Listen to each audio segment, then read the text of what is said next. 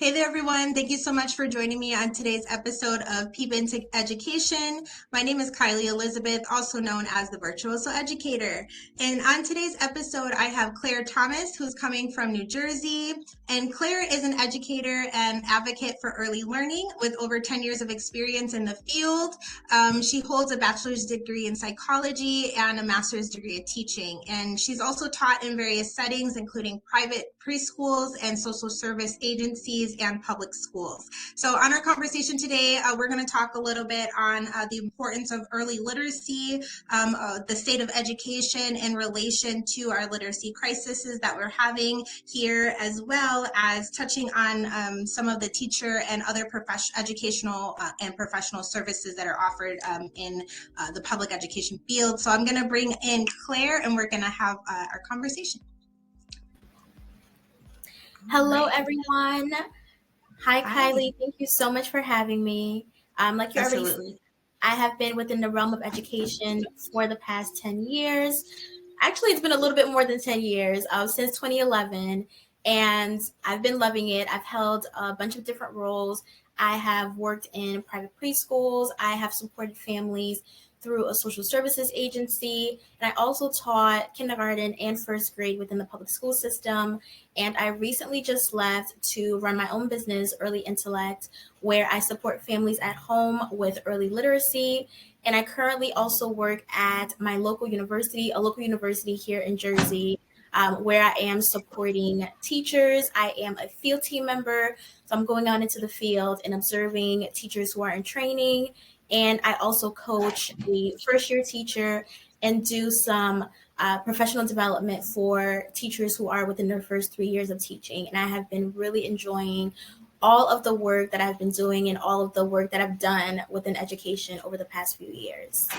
Awesome.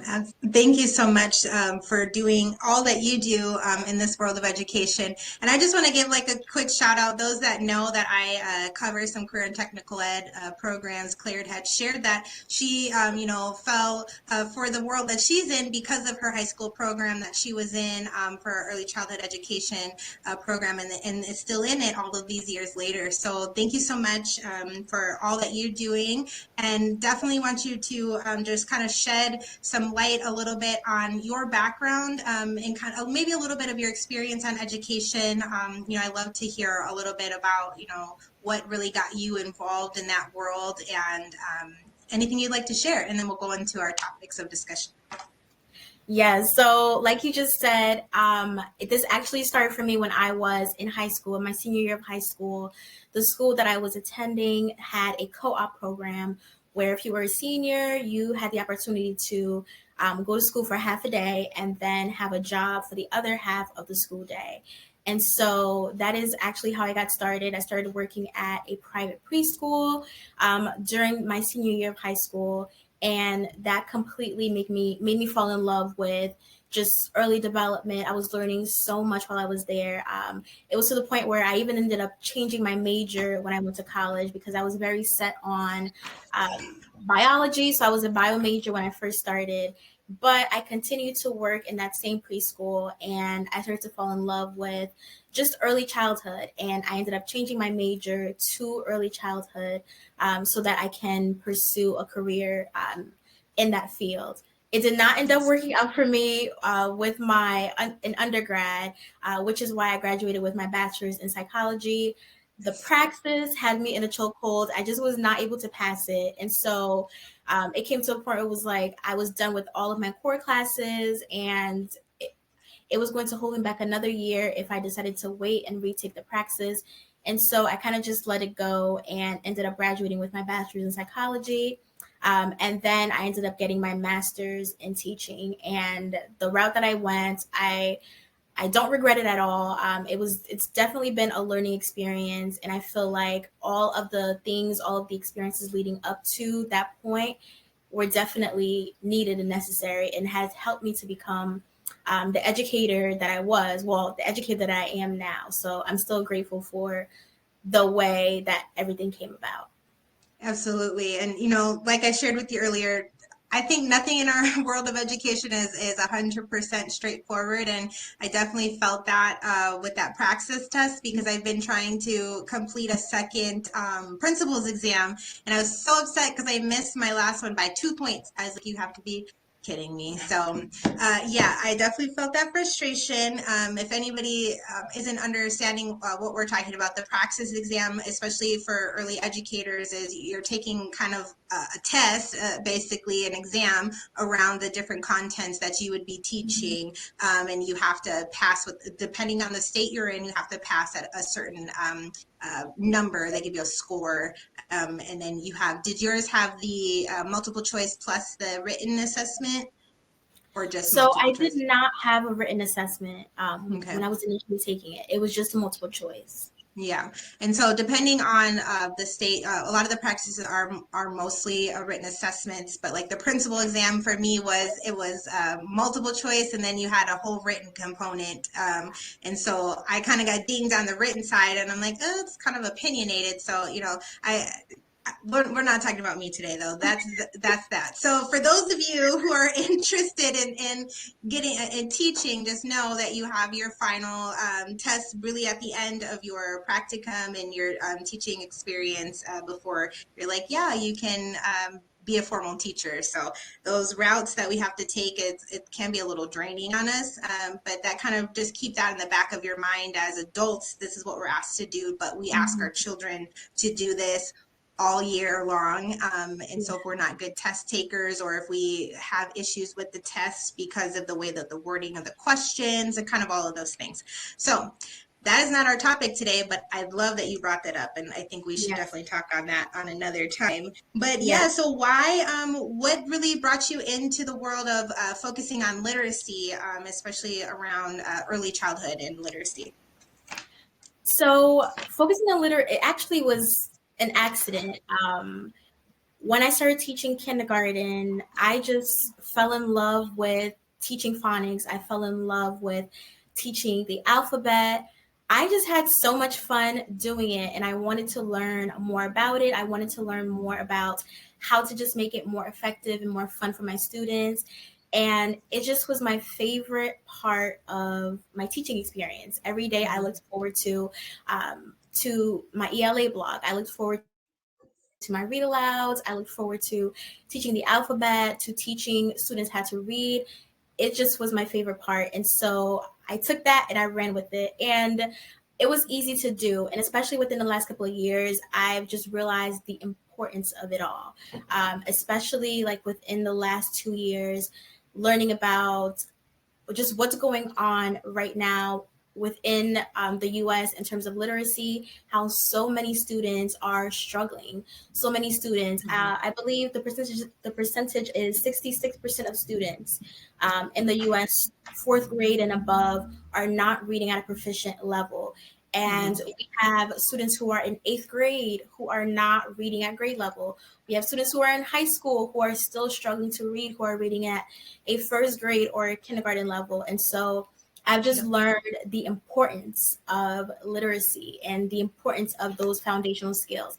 So while I was having a great time teaching all those foundational skills in kindergarten and first grade and teaching my students how to read, um, I guess I always knew that it was important. You know it's important, right? You know learning to read is important. You know what you're doing is important.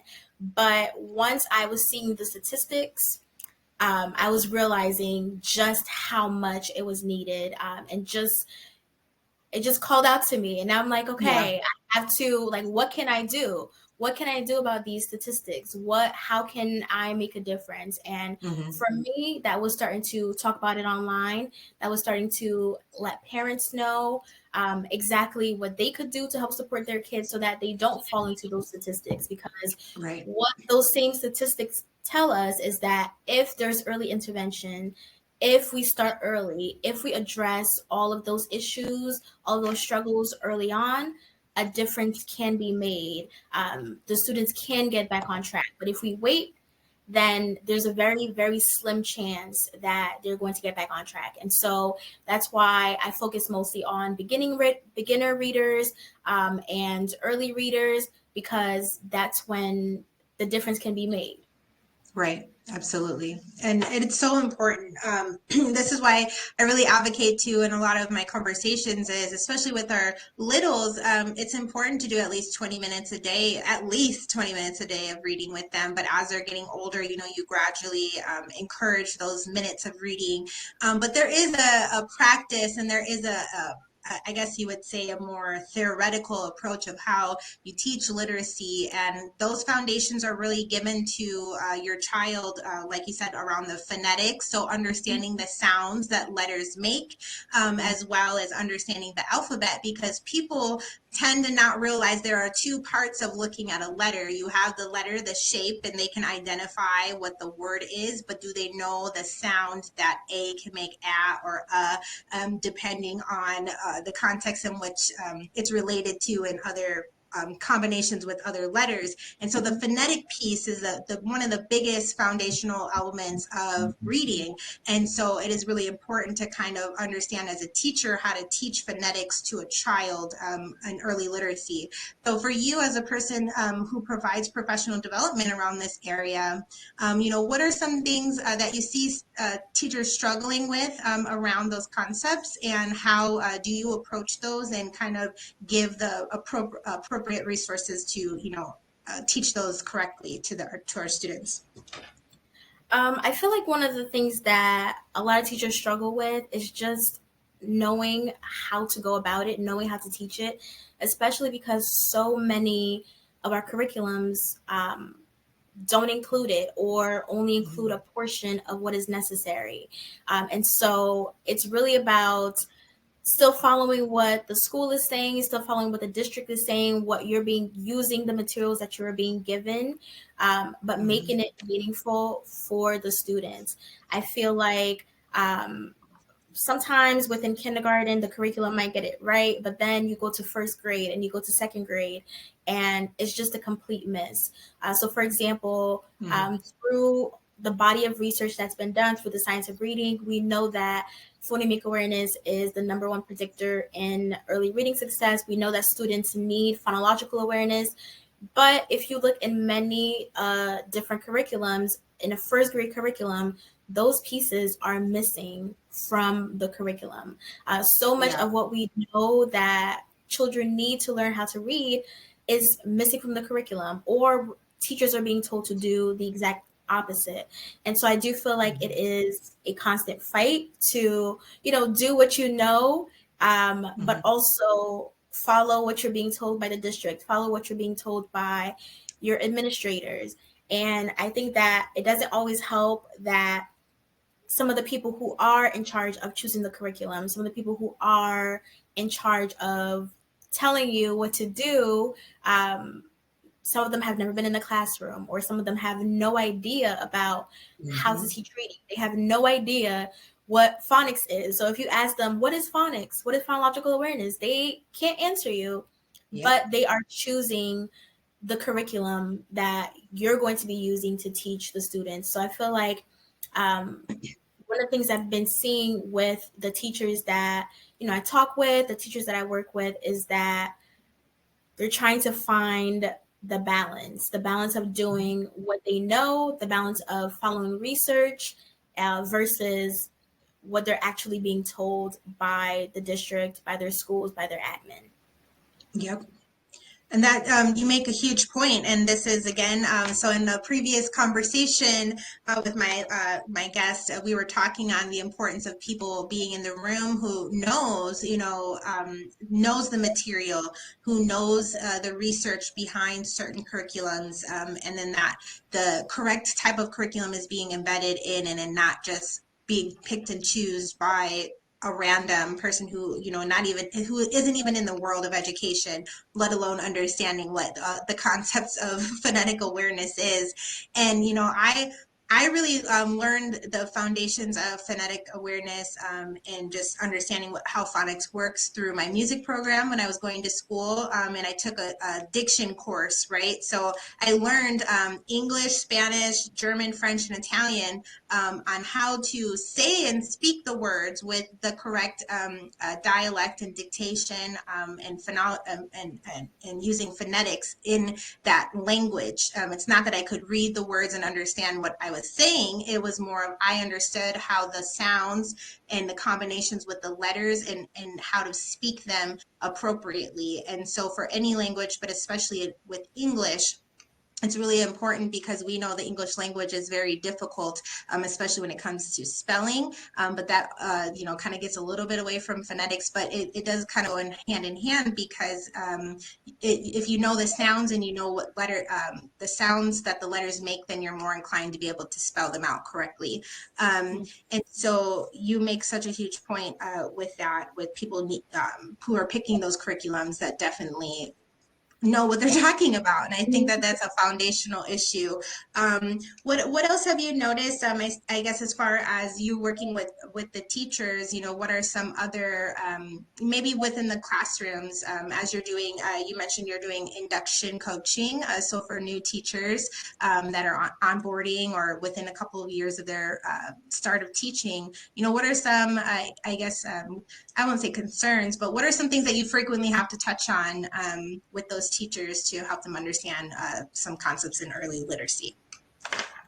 Um, Definitely just, well, this one is not just in early literacy, but just in general, that I feel like some of the teachers that I was working with, they were struggling with a lot. It's just the amount of work that they have to do, the amount of pressure that they are under. Um, it's a lot, when you are a new teacher, you're learning all these different things. You have to learn how to manage the classroom. You have to learn how to teach. If you are elementary teacher, you might be teaching every single subject, every single day. So you're learning how to manage a classroom. You're learning how to create lesson plans. You're learning how to teach every subject. You're learning this. You're learning that. You have to assess the students. You have to run small groups. So it's a lot. It's a lot, Yeah. and you're not getting a lot of prep time. You're not getting a lot of time to actually plan out what you're going to do.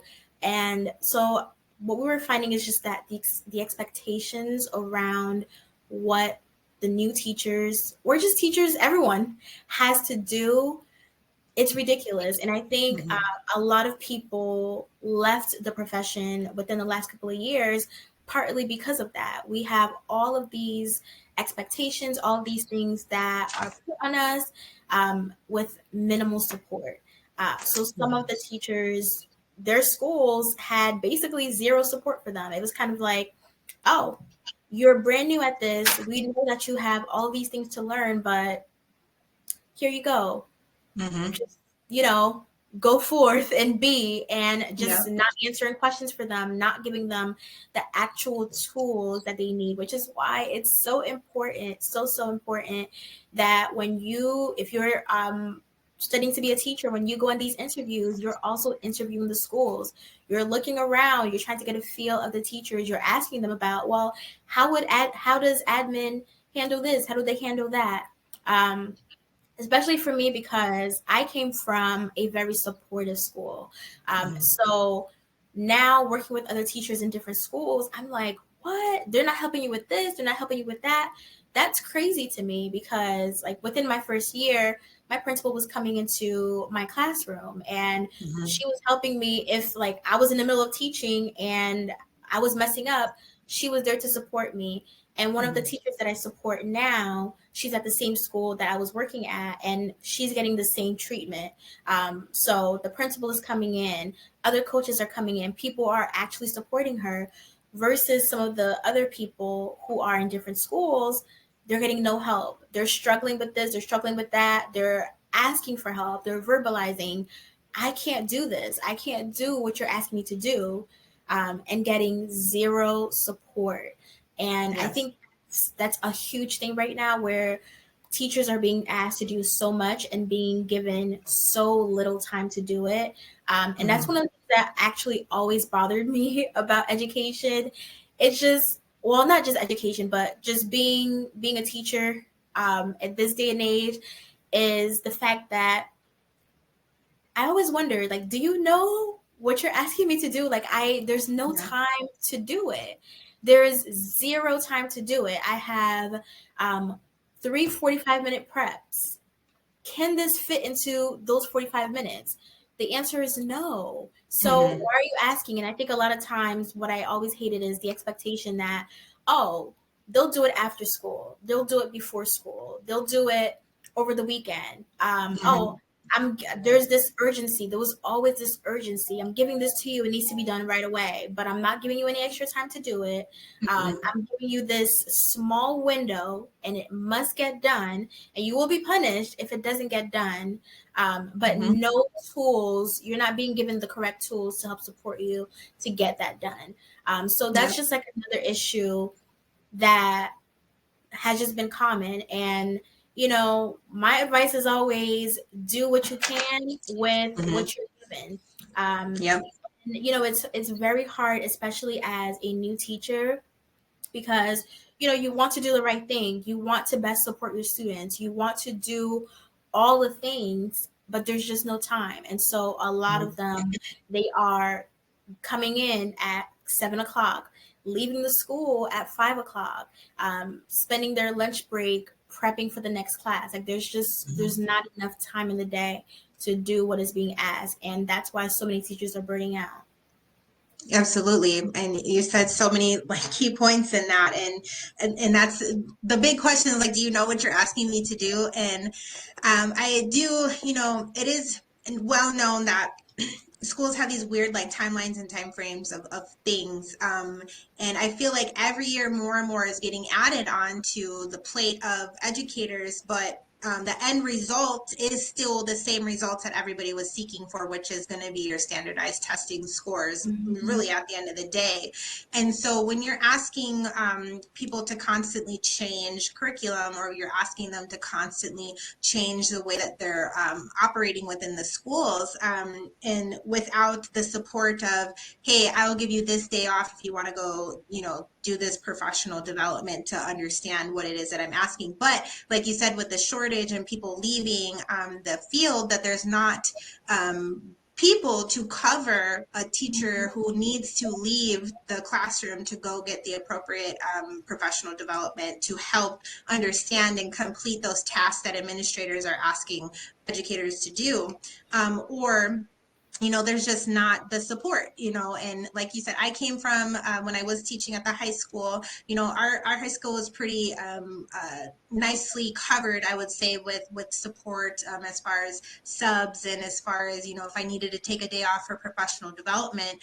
But you don't get that in every, even school to school within the same district, it all looks different. And just the overload, I think, and the quickness of that the year moves in. And I know us educators, we know that school year goes so fast. It's so Mm-hmm. fast. And so for me, I'm always like a plan ahead person. We need to organize, we need to streamline, and all of these things, because it's like, what you're going to ask me to do at the end of the day.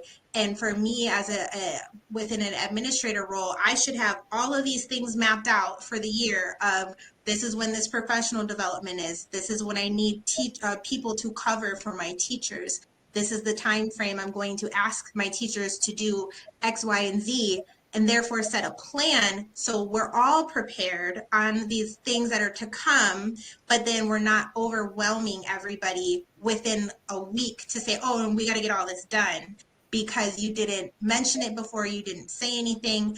But even as a new educator, if you're coming right out of the college, going into into your teaching position, or if you were hired as a substitute, or another route that you got into teaching, if you're not very well versed in classroom management, if you're not in tune with that grade level and age level of students that you're working with, you're going to have that extra barrier of, I don't know how to manage this classroom on top of I don't know the content, or I struggle in these areas because I wasn't well prepared. So you touched on so many different things in your statement there, and it's just so important that we have a plan in place. But if we as administrators are going to expect our teachers to be able to do X, Y, and Z, then you need to let them do it within their contracted time of hours, and not assume like we are in the 50s and 60s and 70s that they are going to take all the time in the world at home to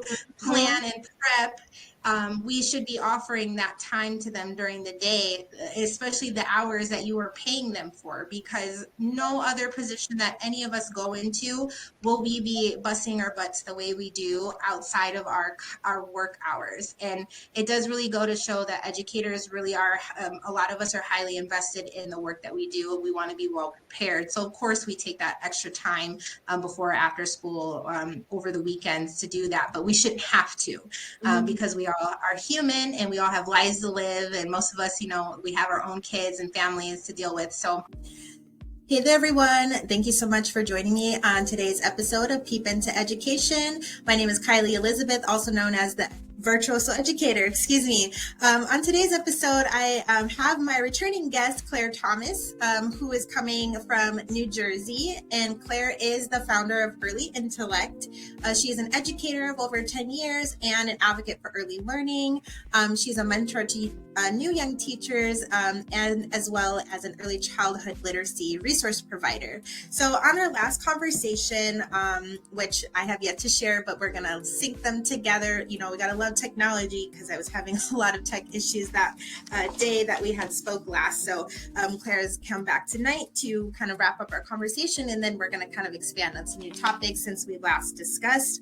So on our last episode, we did talk about some state of education and some statistics around literacy and kind of what's happening in the United States.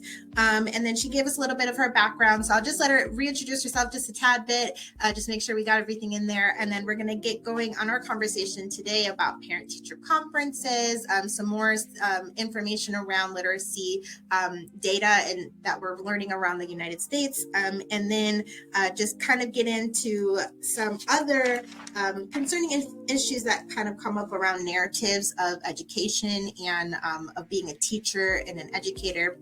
And so I'm going to let her jump in here, and then we're going to get going for our conversation today. All right. Hey, Hi, Claire, everyone. how's it going? Hi, Kylie. Thank you for having me again.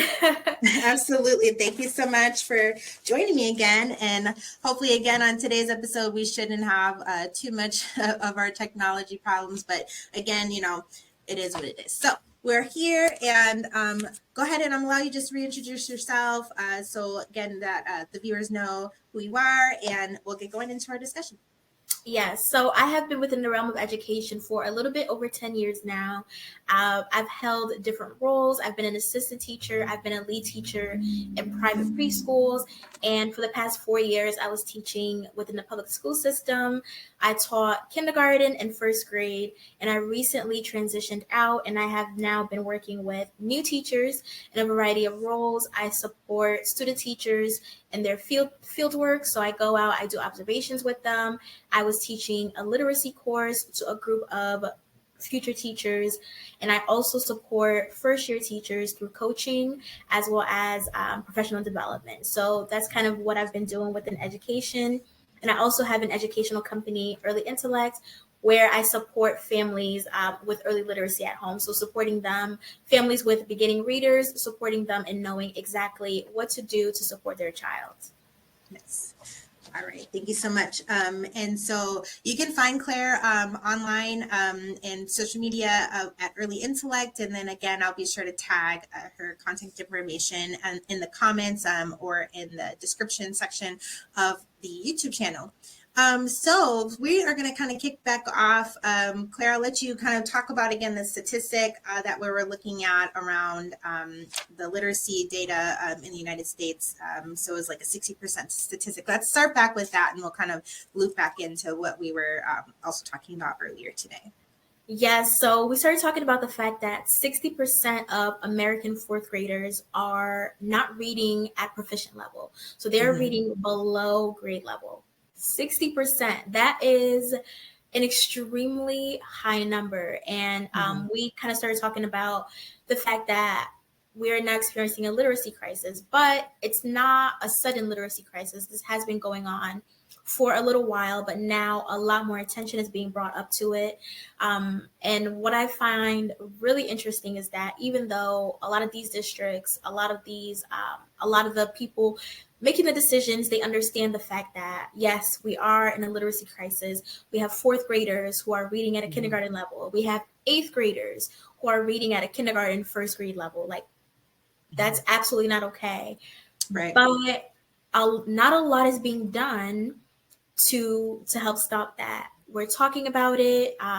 There are districts that are providing trainings, but not enough districts are actually going deep enough to say, okay, we need to change how we're teaching reading. We need to Right. have different things set in place. A lot of school districts are still using methods that we know are not appropriate for, or methods that don't actually help kids learn to read and don't help Right. them learn to read proficiently, which is it's just sad to see. Honestly, it's It really really sad. is. Yeah, absolutely. And thank you for sharing that. And there are a lot of statistics around that. And so that national average, that 60%, even that, seems a little high, I think, depending on what data they're using and kind of where they're pulling from. And I don't, and where people have to be careful, and I, sorry, excuse me, I signed up for a data analysis webinar where it was the Department of Education actually showed you how to navigate their federal Department of Education data, where you can see kind of snapshots of any type of data you're looking for, whether it be disciplinary, literacy, like all these topics, right? And so I thought that was really good too. I'll be sure to link that in the bottom so everybody can access that at their own time. But there was a post that I saw recently, today, actually, as I was reading through some things from the Education Trust, which is an organization that does pull together data. And the new information that I read today was it was mainly focused on Massachusetts, and this was a data report for Massachusetts in specific, but it does give a lot of national level information as well. And so Massachusetts was now calling themselves in a state of an emergency because they are in a literacy crisis in Massachusetts. And according to the data that was shown here, and again, I'll link these in below, as of 2022, Massachusetts was actually the highest performing in proficiency of students that are in fourth grade or above. And so again, just depending on the data where you're looking from, and everybody needs to kind of understand and look at the background context of where is the information coming from, and is it just like public school, is it private, is it all encompassing? And so that can look a little different from us. But the national average too, and this one is according to the NAEP, students who score below proficient are unable to integrate and interpret text and apply their understanding of the text to draw conclusions and make evaluations. So what does that mean? Can they read? Can they understand? Do they have the competency to comprehend what it is that they just read? And so the lowest performing, according to this data, is we have New Mexico at 20% proficient by fourth grade, and then Massachusetts showing up a little above, about 42%, right? And so this is again 2022. The data could again be skewed. So just kind of looking at multitudes of resources that are available for this. And so as you were mentioning, and we can elaborate on that a little bit more, is they gave a graph in here, which I really like this too. I'll send this over to you too, Claire. But it said in the past 5 years, 27 states have passed laws requiring the use of scientifically backed methods of literacy instruction. And so the new law applies to 17 areas, including school curriculum, professional development for teachers, requirements for testing, and screenings for dyslexic students. Unlike many other states, Massachusetts doesn't have a comprehensive literacy law in place. And so I'll show, let's see if I can see it. Can you guys kind of see on an angle? All of the gray states do not require scientific based literacy, competency, and teaching, like I was just reading. The orange are already established. And then the ones that are more in the light pink, it said that they have instruction based on science of reading. But then the orange is the requirements of the instructional based on the science of reading and requires specific materials from state approved list. So I know I just kind of said a lot to the viewers who may not be familiar with this type of data like Claire and I are, but this information is really interesting, but to learn that only 27 of our 51 states require a specific type of recommended list of materials. And so I'm here in Arizona, so they have that requirement. Do you have that by you in New Jersey? Let's see where you are on the map here. We do not. So it's sort of a district by district type of situation. And the district that I was in, although we started to take training that was based in the science of reading, it was not reflective of the curriculum that they chose for the school year. And I definitely thought we were going to be, because I was trained in Orton Gillingham. And so I was thinking, oh, like, this is what we're moving forward with for the next school year. This is great. But then it wasn't the case. The curriculum that was chosen was completely different. And the curriculum, because I still work with teachers that are in the district, it's not terrible, but it's missing a lot. And I think that's the case with so many of the curriculums, where it's missing just huge chunks, where, like, where is the phonological awareness? Like, we know how important it is. Where is it? Or just the fact that they'll teach the different skills, but not the rules that go along with the skills. So now the student might know, they might be able to read the word bill, for example, BILL, and know that there's a bonus letter, but they have no idea why that bonus letter is there, when to add it. And so I feel like a lot of curriculum is just like some of the pieces are missing. And I also wanted to touch on what you were speaking about when you read with the statistics about the comprehension. I think that's another key piece that a lot of people are missing, whether it be like parents or teachers, where a parent might be like, oh, my child is reading, my child is in first grade, they're reading at a third grade level, or my child is in fifth grade, they're reading at an eighth grade level, and a teacher might say that too, my entire class is reading. But it's like, can they comprehend what they read? Like, yes, they may be able to read the words, but are they able to, if you ask them a question about what they just read, are they able to answer that question? Are they able to tell you exactly what the text was about, what they read? Are they able to make any inferences from that text? And a lot of the students, they can't do that.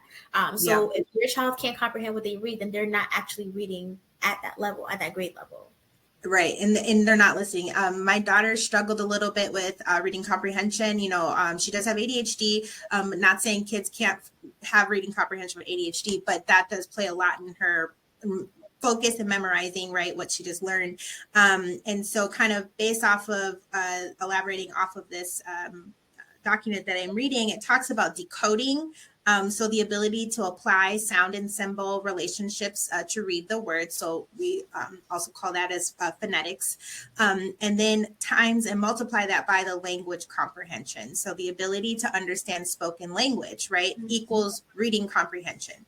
And so many of our students, especially, if your students have issues with focus, they can hear what the words, they, like you said, might be able to spell, might be able to answer a question, but they may not even be able to repeat back what they just read, or they need it broken down in shorter chunks to be able to paraphrase, the content of what was just given to them.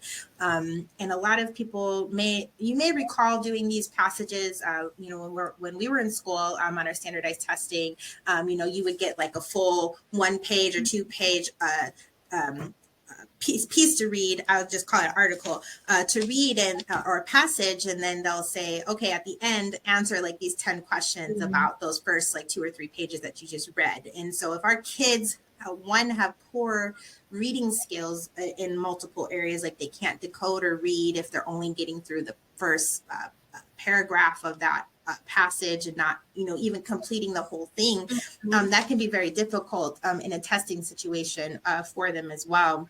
And the other thing that's important to kind of note too, and I looked at this the other day as I saw, I love social media for the point of we can learn some new things from it. And they're, really trying to advocate for not teaching, when you're teaching the alphabet, not teaching the alphabet name, but you're starting with the alphabet sound. Of those letters instead of, singing ABCs, you're doing the sounds that they all make. So then they can expand on that phonetics side of learning how to read. Because I do this all the time with my son and my 8-year-old, he still struggles every once in a while with even simple 3-letter words. And the other day, and I think a lot of it's just kind of laziness too, but the other day he's like, how do you spell bad? And he knows it starts with a B, but I'm like, I'm not telling you how to spell bad. I'm like, make the sounds that it does. Like, what letters do you hear? And so I'm like, bad. And he was like, oh, B-A-D. And so, it's more about us as like parents and teachers, as you stated, and we'll kind of talk about the narratives around education, because this was kind of related, being able to understand the phonetics of it. And English is a really hard language to learn with writing and spelling. And then, there's there, and there. My daughter's like, why is there so many different versions? So it's very interesting. I want to do one last statistic from this article before we transition to the next one. But this is interesting. It says, while more than half of the students in Massachusetts are not meeting 3rd grade English language arts or ELA benchmarks, outcomes are especially concerning for Black and Latino students, English learners, students in low-income backgrounds, and students with disabilities. So as we know, what we consider special populations, not including Black and Latino, that's just a sub-demographic. But if they're English language learner or have the low income or student with disability, they're kind of categorized in a different subset of data. But they show a comprehensive statistic. It says percentage of 3rd grade students meeting and exceeding expectations in ELA by subgroups. And then this was from the Department of Elementary and Secondary Education. And it shows kind of pretty disturbing bar graphs in here. You have where it shows that Latino students are amongst the lowest performing, with the lowest score as of 2023 of 22% proficient by 3rd grade. And when you guys got to understand too about English language learners and Latino, right? Predominantly Latino students may come from 2 language households, and their families may predominantly speak Spanish, or if they're from a different country, having multilingual languages. But when we're talking about removing supports, and I think we touched on this in our last conversation, is even in my state here, they're trying to pass a bill to remove English language learning to remove dual language learning in the schools out here, meaning that the students would only get English immersion in their education, so that they can only learn in English, they can only be spoken to in English, that they can only get English materials, not having the option of both. And what ends up happening with that, if the teachers or the schools are not trained on how to do a full language, dual language immersion, but you're also taking something away from the students with their learning acquisition of how do you now translate English or Spanish to English. And if they're not taught those skills, that's going to cause a lot of continuous reading issues. And then kind of going up from there, of course, I shouldn't have said of course, but we know the statistics already. But the next group above the Latino group is our Black students with 28% proficient in 3rd grade. And then the next group, so the average curve of all students was 44% proficient. And then a little bit above that is you have white students, which I find interesting that they broke out all students as a baseline, and then you still have the subcategory. So I'm just reading what's here. 53% of white students are considered proficient. And then at the top, which is not anything new, I think, in data, but we do see that Asian students have a very high performing curve, and they're at 63% proficient. So again, this is based off of third grade data. So I'll be sure to share that with everybody here. But it's just really interesting when we kind of look at this data, and then we're still like, okay, by third grade even, or fourth grade, where are we missing the marks for their learning and what is happening?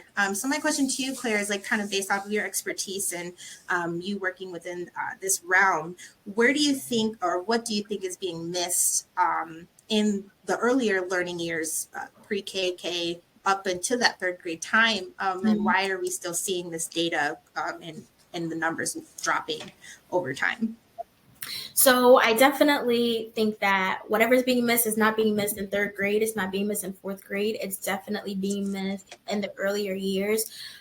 Definitely because the time between kindergarten and second grade is supposed to be that period of learning to read. So focusing on the phonetics, focusing on the students mastering the letter sounds, mastering the spelling rules, knowing all of those things.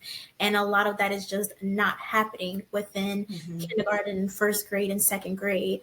And the students just keep on moving and keep on moving. And then when they get to third grade, which is the first testing grade, then you see, oh, that student never learned to read. That student is still reading at a kindergarten level, but now they are in the third grade and there's not much that can be done at this point. And I can't remember the exact statistic, but if I find it, I will send it to you so that maybe you can link it in the comments. But I believe it's like by the end of first grade, I can't remember the exact percentage, but if a child does not learn to read by the end of first grade, like if they're falling behind or struggling by the end of first grade, the likelihood of them not being a struggling reader for like the rest of their academic career is extremely small. And so you have like that short window of time between kindergarten and first grade to really help, to really make sure that you're setting the right foundation for the students. So you're actually teaching them letter sounds, not just letter names. You're focusing on phonological awareness. You're focusing on them being able to decode. You're focusing on them knowing spelling rules and not just memorizing books and memorizing words, but not being able to read those words, to decode those words. So I definitely think what's happening, like it needs to be addressed within kindergarten and within first grade so that we're not seeing the same patterns in third grade and in fourth grade. Right. And I definitely agree to all of the things that you're saying. And, you know, the data right now isn't very surprising because, and I kind of just did the math really quick. If you think we're in the 23-24 school year currently, we're wrapping up the 23-24 school year. So which means third grade. So my son is a very much prime example. And I kind of giggle because, again, I kind of use my kids as like my own little personal research, like, oh, yeah, I know what I'm doing, you know, with them and kind of seeing things. But if you think about it, right, all of the data, and we're talking about kids up to third, maybe fourth grade, these are the students that were drastically impacted in their early education by COVID, the COVID-19 pandemic. And when we kind of back up even to this data in this graph that I'm looking, we were on a rising trend up into 2019 is where we saw the highest numbers, and even the national average at that time was 56%, and then dropped down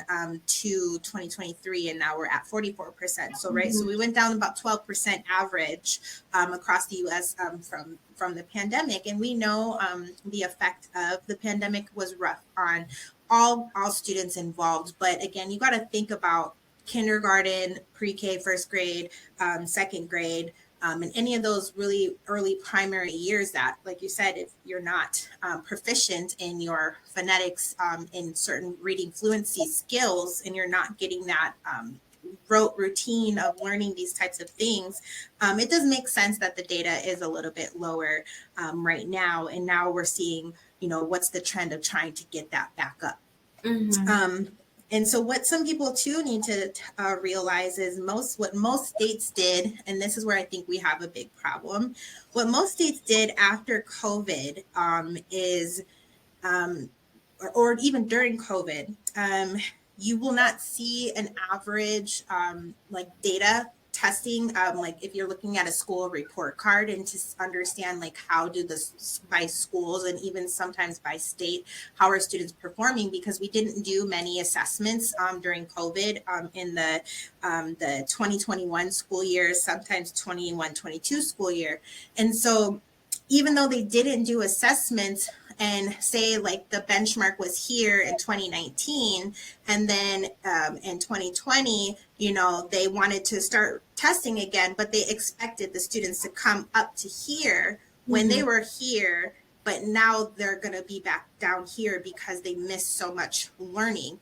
And Yeah. so in the statistics for these school report cards, they excluded those years of COVID, but they're requiring for you to still have a proficient level of mastery, continuing off where they want to, leave off for their Mm-hmm. data. So I feel like there is like a little bit of, kind of setting us up for failure a little bit when we didn't drop the bar even a tad bit to kind of help regain some skills there. Yeah.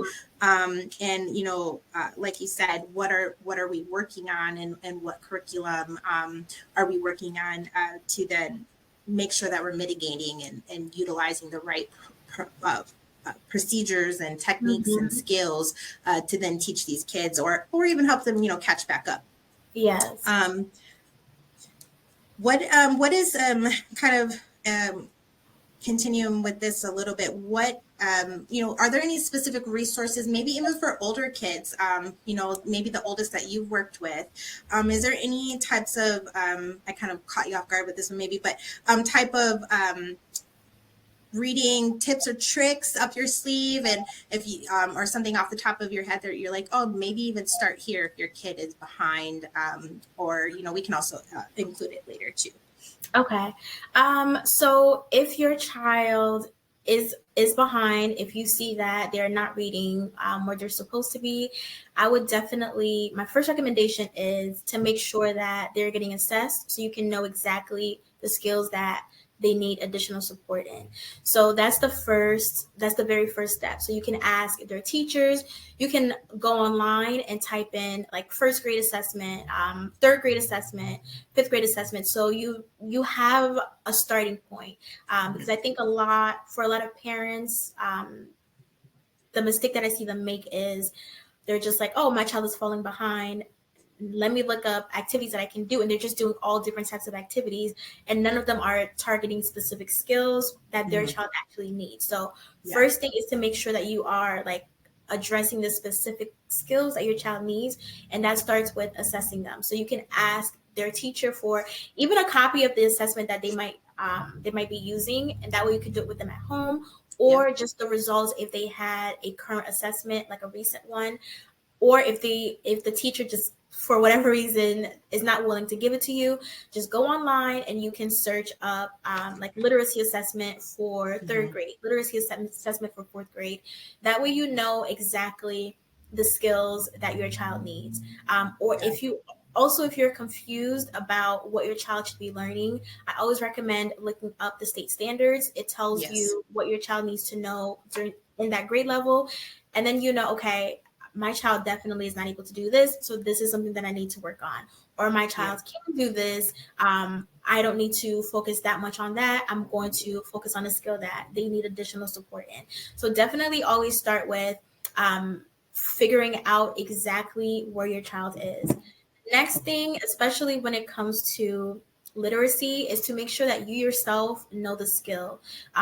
So if you do an assessment with your child, and it might be like a letter sound assessment, so they know all their letters, the initial 26 sounds, but then they get to the digraphs, they get to the blends, and they don't know those. You want to make sure that you yourself know the correct sounds, and try to figure out how to teach it. There are so many resources now online that you can on not just like on YouTube, but just on social media in general. You can look up how to teach digraphs, how to teach this, and it will be videos that come up that show you exactly how to teach the skill. So I would definitely say start with assessing your child, know where they are. Then from there, you yourself internalize exactly what they need to learn, the skill, and then just start teaching them. It doesn't take too much. You could spend 15 minutes a couple of times a week, and it can make a huge difference for your child advancing. Yes, thank you. Thank you for sharing all that. And I definitely agree. And I think people, and this is a great segue into our next conversations, but I think people, they either shy away from not doing it because they are like, oh, I'm not an educator and I don't know what I'm doing, or I might do the wrong thing. And I think a good mindset to have as a parent or a guardian of young, especially our young students, or even any of our children that are struggling, one, we need to motivate them because literacy is literally the foundation to everything else that we do. And if you can't read, something as basic as ordering food from a restaurant, they're not going to know, just being silly and saying something random, but it's super important. And some other resources, I'm not endorsing any of these. I am not a paid endorser. I promise you guys. I will do it if somebody wants me to, but Lexia.com, Lexia Learning is a really great tool for reading comprehension if you need some things at home. They also have iExcel, which is a free resource, and they do assessments on there. And a lot of our schools actually use iExcel, but if you guys need additional resources, that's something really great that can do easy benchmarking for you. And then K5learning.com has a lot of resources as well, kind of to follow up with those areas that your child's teacher may say that they're struggling. They have a lot of printable resources and things like that. And like you said, social media, YouTube, of course, everything is online. I think we just have to know what we're looking for. And I think that this is a great segue to talk about the parent-teacher conferences. So it is about springtime, and a lot of parent-teacher conferences either have happened because your kids are, mine are on spring break for the this past weekend and this next week, a great 14 days off of school. But, we just had our parent teacher conference, and usually, and this is the prime place why you guys need to show up to these types of conferences, because you should be getting benchmark reports back from your child's parent-teacher conference. You should also be getting some additional information on their progress with their academics and how they're learning. So Claire, one of your most recent posts on your social media page, you talked about, what are some important questions to ask at parent-teacher conferences, and not just asking, how is my child doing? So why don't you elaborate on that a little bit? Yes. So my very first year teaching, when I was in the classroom, one thing that I noticed, all the parents were coming in and just saying kind of, oh, how's she doing? How's he doing? And honestly, I was just kind of answering, oh, good, accept this, or not so great, and here's why. But I was not going into enough detail. And so I adjusted for the next parent-teacher conference. What I started actually doing was I created kind of like a note-taking guide that I would jot down. I was looking through basically all the expectations that the students needed to know by the end of the year, everything that I taught already and how they were doing in those areas. I included like the most recent assessments on there. And I also included like specifics around their social emotional skills. And so I had something to go off of when speaking with parents so that I could give them as much information as possible, because what I didn't want to happen was for the parent to leave the conference and not know enough about their child, or for whatever reason, I'm not giving them enough information. And then when something does come up later on in the year, they're like, oh, I had no idea about this. And it's because I didn't bring it up during the conference. So I started to have a process where I make sure that I give as much information as possible. And I know that this is just like an area for a lot of parents where, they just go in, they may not know exactly what to ask. So they're just like, they just want to know how their child is doing. And when you do that, sometimes you leave room for, if it's a new teacher like I was, or just a teacher that maybe have a hard time remembering every little bit of information, or they have a lot they want to share with you, but for whatever reason in the moment they're not immediately thinking about all of those things. Yeah. They may not have like a clear guideline to go off of during the parent teacher conferences. Then you as the parent come in there ready to ask questions that are not just how's he doing, how's she doing, but you want your questions to be as specific as possible so that you can get specific answers, so you can know exactly how to support your child. So I recommend Absolutely. asking questions around specifically like the specific skills that they're working on, asking questions around the assessment. So when was the last literacy assessment?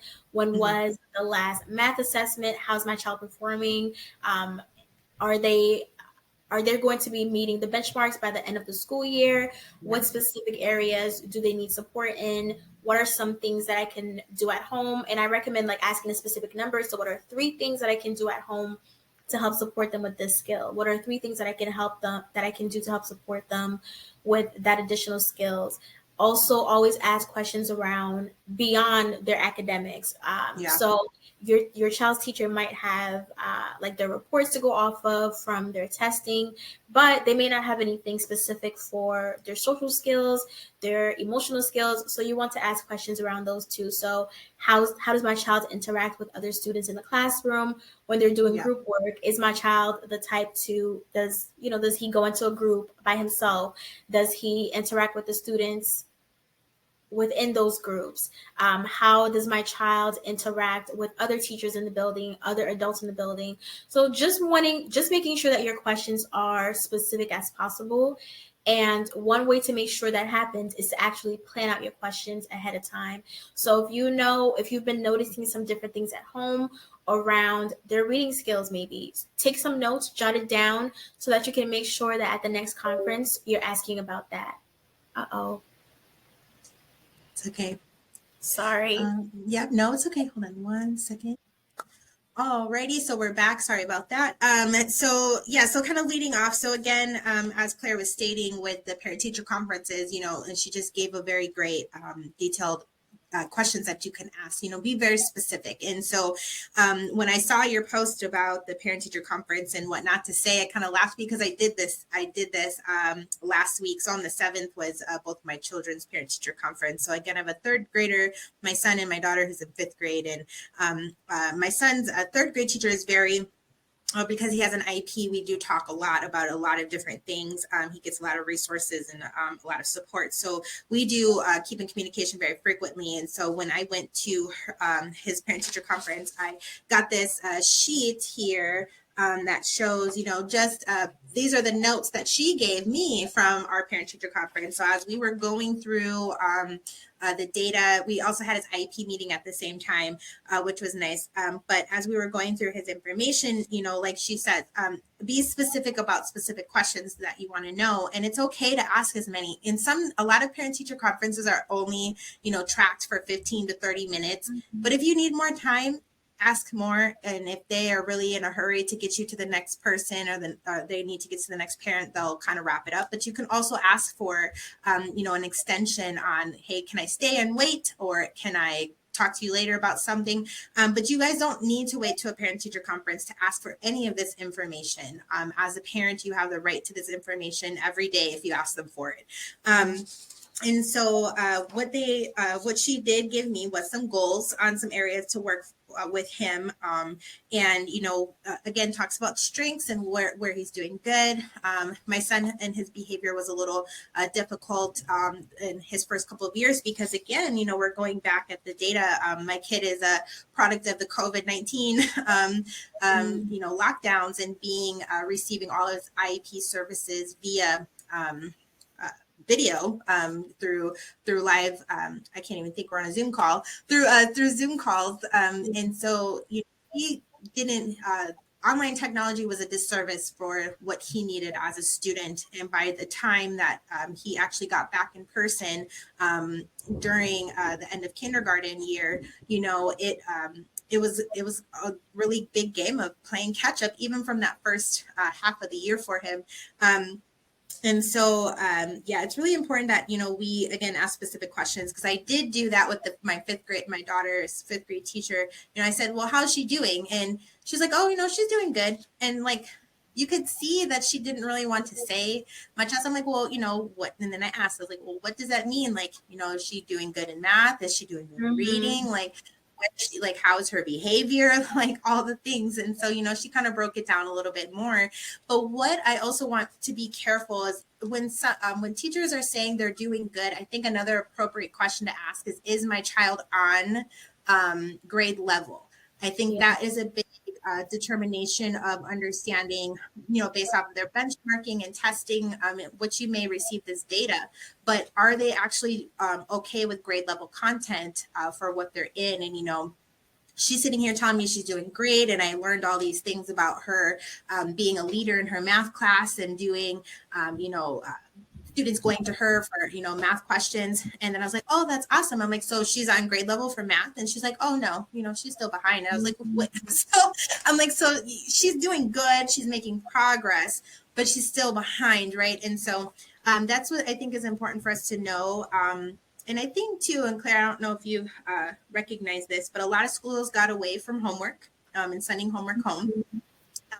And even a lot of schools now don't want to send homework home. And I don't know what your beliefs are around homework. For me, I do feel that it is important to be able to elaborate and work with my child at home on those skills that they've been working on at school. So then to kind of strengthen those, and, even if it's for 15 to 20 minutes. And so with my school, they're like, we don't do homework. And I'm like, that's great and all, but I do homework. So can you please, and you guys can ask this, can you please send me copies, even if it's the same work?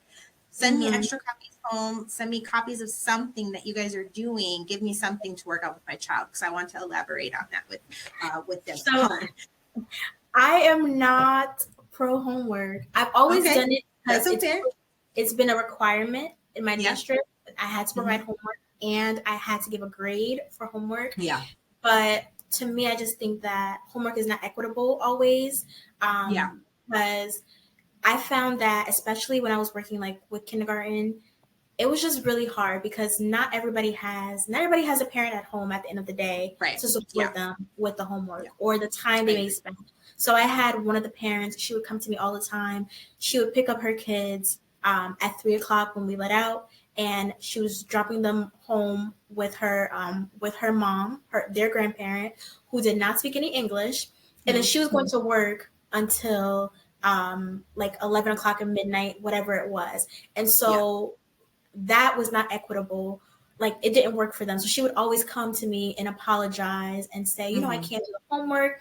And I was just like, don't worry about it. And I would give her different activities, or what I made sure to do, which I understand that everybody can't do, all the teachers can't do. I was giving him activities that he could complete on his own. So only things that we've already worked on. And also just giving her other activities that were not like worksheets and papers that she could work on with him over the weekend, like when she did have the time. But it created sort of this, like, I don't know, like a lot of the times when my students would come in, if they didn't have the homework complete, because they know now, oh, I would put in my grades like right then and there, even though I wasn't making a big deal about it, they know and they understand, oh, everybody has their homework, but I don't have my homework.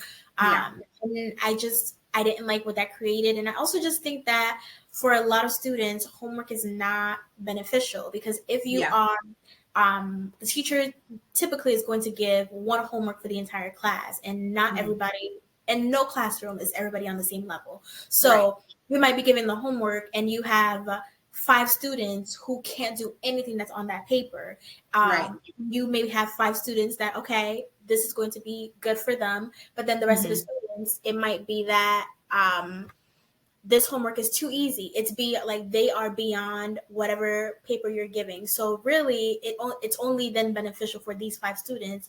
And the rest of them, honestly, it's going to be a waste of time, because what we were finding out was the 5 students who can't do it, their parents are just going to do it just to be like, this is completed, they have the grade.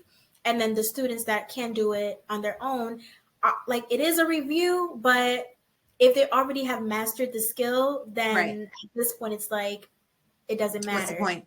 Yeah, what's the point? And so because of my personal beliefs around homework, what I was doing for a while, and it was tough. I was creating, like, because I always did homework packets. So I would send it out home on Monday, and on Friday, they would bring it back. I was creating different packets for each of my groups, so that it could, if I'm giving homework, I want it to be meaningful, so that it's actually meaningful for the students. It's helpful for the parents. And something that I also did was kind of just give a breakdown of the skill each week. So this is the skill that we're working on. This is what these words mean. This is a digraph. These are examples of digraphs. This is what your child is working on this week. Then on Class Dojo, I always gave videos. This is a video lesson, so that, it could be a little bit more equitable, where I'm making sure, okay, everybody has access to the information, so you know exactly how to approach it with your child. You have the direction there. But doing that was extremely time consuming. Yes, absolutely. You can imagine.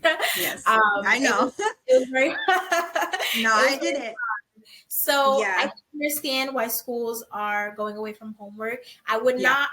I think if they don't give homework, there should still be a way for parents to support their kids at home. So maybe like a list of activities that they can do for the month, and they can choose what they do for the month. Telling parents exactly the skills that are going to be worked on for the week or for the month, providing different things. So one thing that I did also was, for whatever skill we were working on, I looked online. I would find different activities, different free games, things that were just very low pressure for the parent, but still will allow the child to have practice without it being just a worksheet that they had to do. So I think there's ways to still help parents support their kids where it's not just a worksheet that they have to complete, just homework assignment that needs to be completed. And it's not for all students. Right. No, I agree to everything you said. And again, it's not for everybody. I think just me as the educator that I am, and kind of who grew up on tons of homework, it's just kind of like, oh, I thought it works. I definitely understand that personalized instruction is kind of a bigger concept that's been pushed around since COVID happened. And so, yes, creating those individual packets for each student based off of their learning capabilities can be very time consuming. And when I ran our micro schools, we were doing that for kids, kindergarten through 8th grade. And it can be very tasking. And yes, for those families that, those students that don't have the support at home to get that help with the homework and things like that. And excuse me, I definitely well understand. So I like the giving them options and activities to at least kind of encourage some type of learning, even if it's just cooking. Like, me and my kids cook all the time, because what is cooking? You're learning, measuring concepts. You're learning reading, like you're reading recipes, like, doing activities that can then tie in some type of fundamental skills in reading or math or science, whatever you want to do, or nature walks. All of those types of things are very good to increase and enhance the academic learning as well. So I definitely agree with you at the same time. It's like, but I think everybody kind of has their thing. And so I just, again, for schools especially, I think where my worry comes is that schools are so heavy, and at least in my state, very focused on the academic outcomes of their state testing. And in a lot of states, you don't see too much of it anymore, but you could be at risk of being held back if you're not performing up to standard for these students in their assessments. And so that's why I'm like, okay, well, let me get the homework so I know, what it is that you're working on. But it is fair, and everything isn't for everybody, and we all work different. So I think that it's great to have different opinions on it. And just at the end of the day, we got to do what's best for our kids. And it's either advocate for something that you need or ask for those supports. And so kind of going back off the daily tasks of us being an educator, one thing that you had brought up earlier today, which I want you to touch on, is you shared on your TikTok, you talked about narratives around education, right? So we're kind of pivoting a little bit. Narratives around education and how It's just so misconstrued about what our job looks like as a teacher and educator. Why don't you kind of elaborate a little bit on what you were speaking on there? Yes. So I feel like with this new age of social media, um, it's a lot of different personalities out there, a lot of different people doing different things. And I have been, especially in the past couple of months, just been seeing so many people with platforms just kind of bash teachers. And a lot of those people were people who were at one point or another teachers themselves or work within education. But now that they have switched jobs, now that they are doing something new, they are bashing the very profession that they once loved, they once felt like, they were passionate about. And honestly, it's just been extremely bothersome for me. So the specific post that I saw today, it was talking to parents. This was someone with a homeschooling platform, and they support other homeschoolers. And the narrative in the post was parents can start working with their kids at home, parents can start homeschooling, and all they need in order to homeschool in order for their child to succeed and see success is the will to teach their child and the motivation to see their child succeed. That alone is going to be the formula for success. And honestly, that would have been fine, even though I don't necessarily agree with that.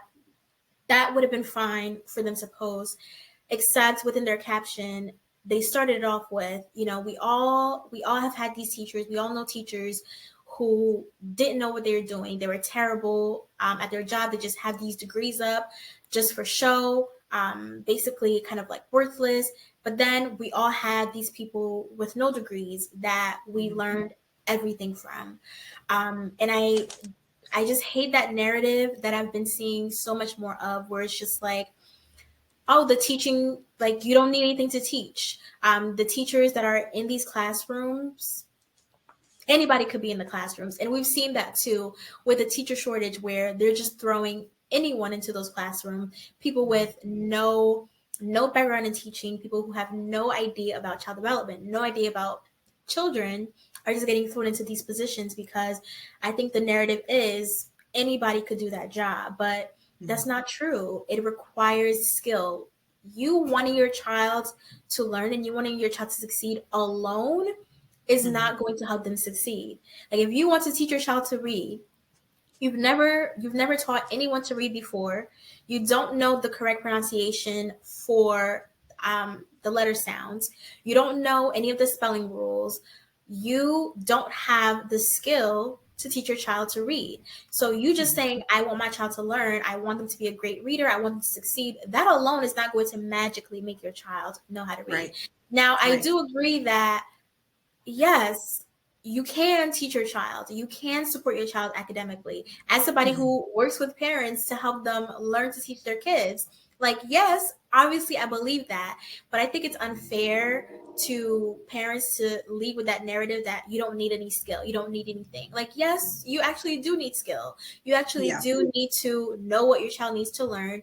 You actually do need to know exactly how to teach it. You need to know how to pivot if you've been teaching it for a while and they're just not understanding.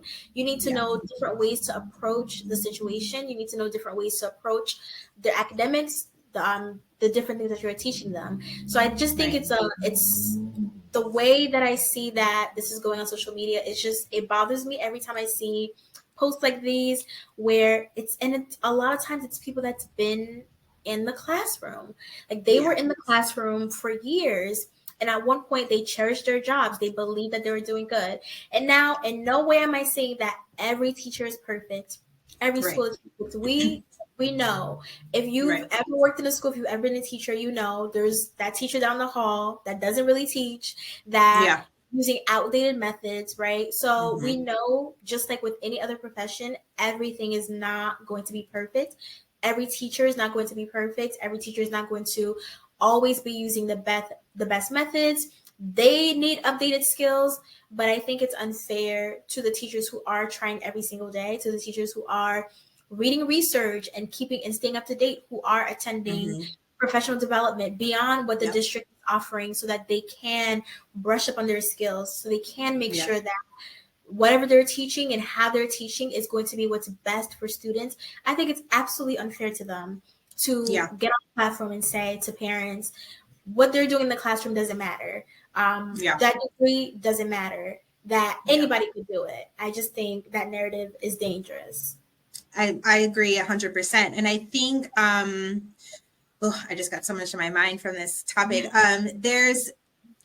So one, we're having a narrative, right, about education. You're talking about the profession in general. And I think we mentioned this even with you or in my other conversation is, you wouldn't say that to doctors and lawyers and people that have to go get trained specifically to have that profession, right? And at one point, it was a very high standard for educators and all educators to have a background in education. And then, of course, because of the teacher shortage, states have to do other workarounds to get educators in these, or get people who may not be in an with an educational background, but get people in these buildings to help teach the number of students that are in these schools. And it's not even because they're behind or whatever it is, it's the amount of children that are enrolled, and you have to have a certain amount to cover all of the children that are in these districts, right? And so as we're ebbing and flowing with birth rates and children, I think in a few years we're not going to see as much issues with the high amount of students in a classroom, because we're seeing trends of more and more women not having babies in 2024, right? So you kind of play with things like that. But I think kind of, without me getting long-winded in that direction, a lot of it does come down to your philosophy of education, as well as your parenting style. And what does that look like? And kind of what I thought from what you were talking about with that post is that person may, in my mind, and what makes me think of is they have a more natural living style, where they're being more inclined, having their child be more inclined with innate abilities, natural abilities, and kind of maybe using nature versus academics to teach, which, again, a lot of people, you can do whatever is best for you, but still at the end of the day, like we just said earlier, you have to have literacy skills to be able to do in an academic version. You could, of course, be a master craftsman or an artist, a musician, all kinds of things without having phonics and literacy skills. But when we're talking about reading, writing, language, traveling, all these things, like, you have to be able to have fundamental reading skills. And so if you're going to be a homeschooler, or if you are a teacher or a person that wants to transition into that teaching role, like, have it, especially with the little kids. It can be a little bit different if you're teaching older, and depending on the content that you're teaching. But if you're teaching littles in elementary, especially kindergarten, first, second, third grade, right, it is highly important that you have child development, signs of milestones and what it looks like of, even if they're in kindergarten or first grade, did they reach specific milestones in their academic, in their health growth for them to, be kind of on target with their peers. But then, yes, but to defame, I would say, in lack of better terms, that educators, are just people in a room that don't know what they're doing.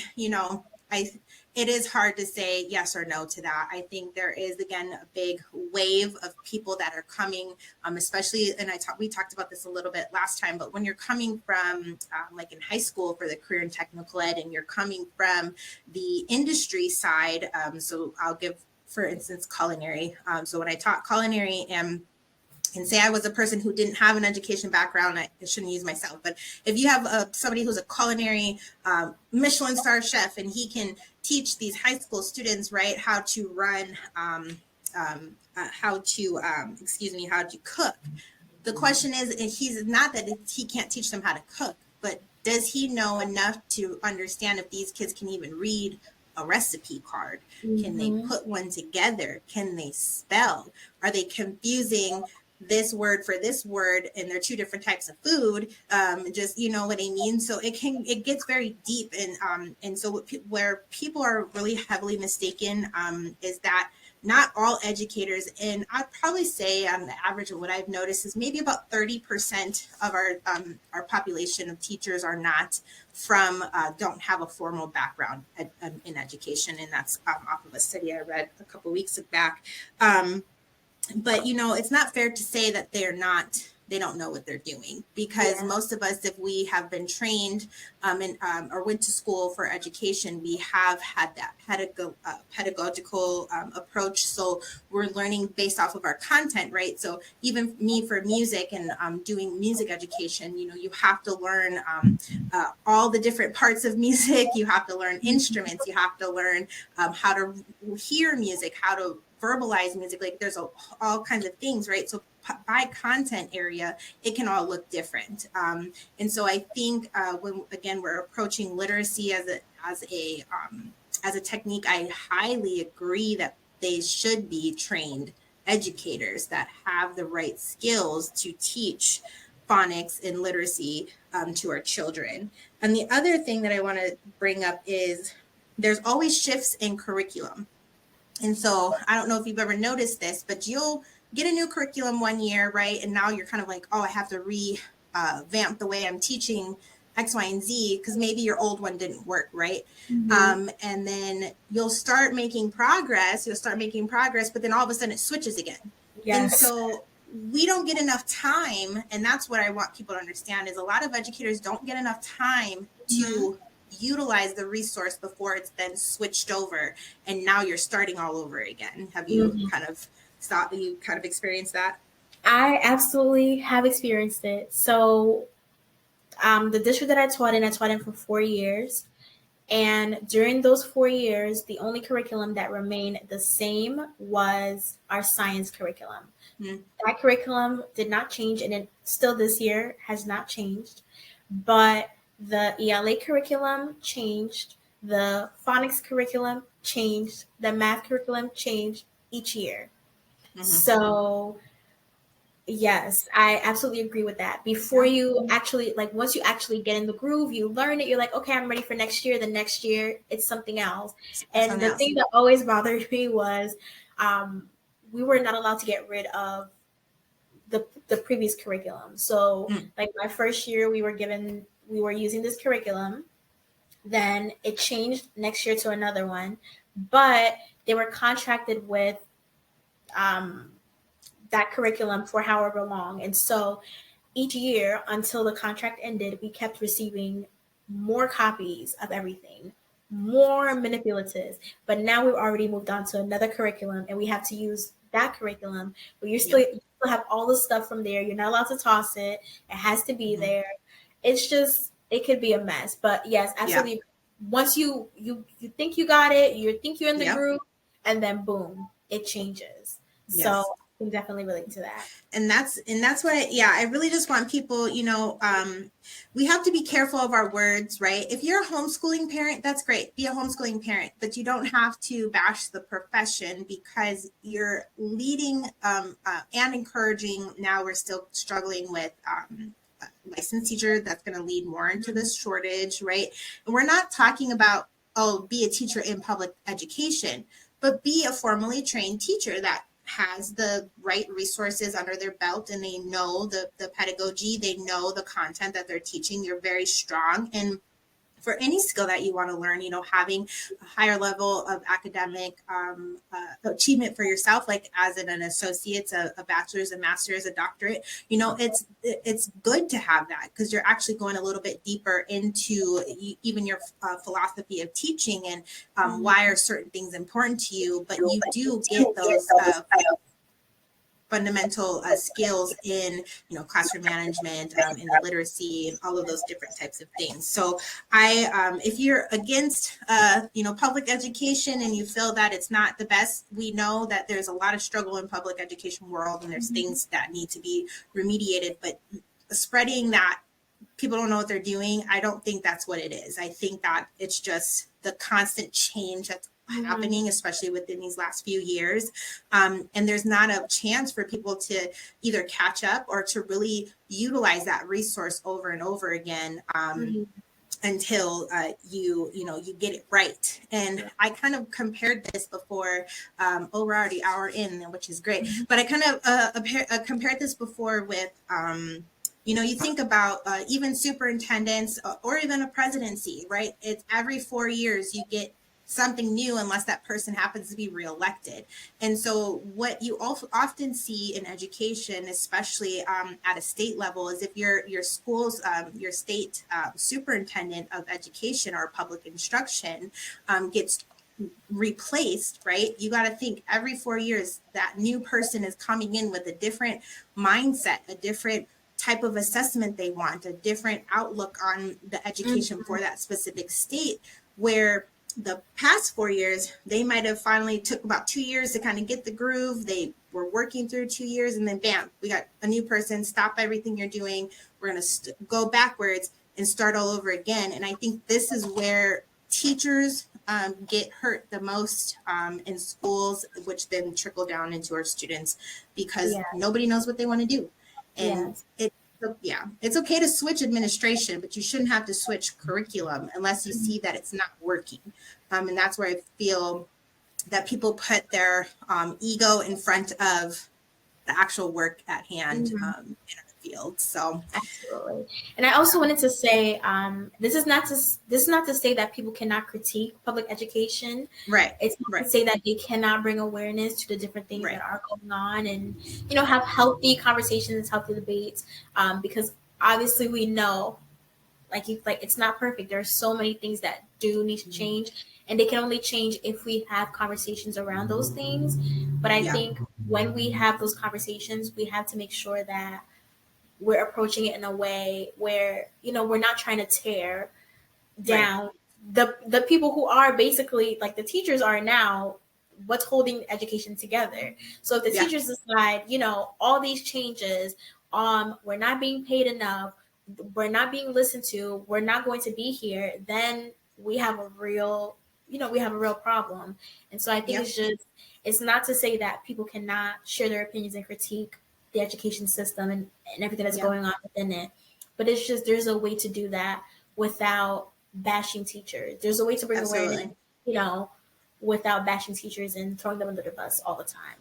Absolutely. And like the last fact I'll share is, I can't think of the study. I'll find it and post it. But they were talking about by the 2025, 100,000 teachers are going to be quitting or exiting the profession of education across the United States. And, like I said, you think about that. You think of these in the context of doctors, in the context of, any like healthcare providers, like any high level, if we're called an essential worker during COVID, right? Clearly we're somebody that is needed. And so to be highly negative instead of, I like to say, if you're going to critique something, maybe give something in return. Like, what do you think is going to be better? Like, what is the alternative to what is happening? Or how can you support to make sure that they don't leave, or your kids are getting what they need, right? It's not just let's blame the teachers, because the other thing that I saw was you should be a sub, right? Once a year or one time, like jury duty. Like you should have to be a substitute teacher, maybe for a week, just to see the day in and out of a teacher. And a week is just a glimpse, but educators really have a rough job because it changes all the time. And that's what I want people to understand. You can have your opinion about the different types of systems and the different, we have an opinion as we're talking today, but it's not okay to just, put it down without thinking broad context, because what would happen if all of our teachers, stopped coming to work like the actors did, and we didn't have our new shows on Netflix for months? You know what I mean?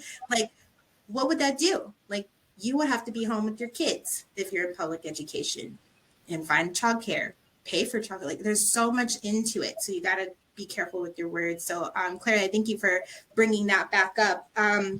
I think me and you definitely need to get probably on another part 3 sometime soon.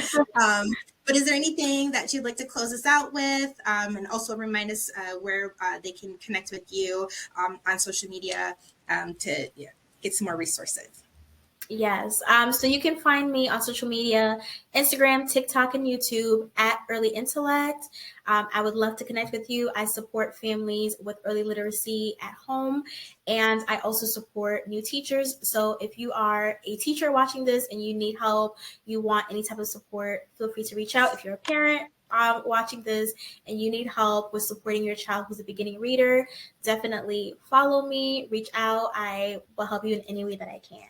Thank you so much, Kylie, for having me. I really enjoyed our conversation. I think it's just good to talk about all of these things. So thank you for making the space for this conversation. Thank you. I appreciate you. Thank you so much, Claire. Everybody heard where to find her at, but please make sure to like, follow, and share the Virtuoso Educator, as well as Claire's platforms. And please comment in the descriptions and the chat boxes below, wherever you're watching this on. And I really hope you guys consider these topics of conversation. Talk to your parents, your teachers at parent-teacher conferences, get some information, look up this data. If you're homeschooling, great.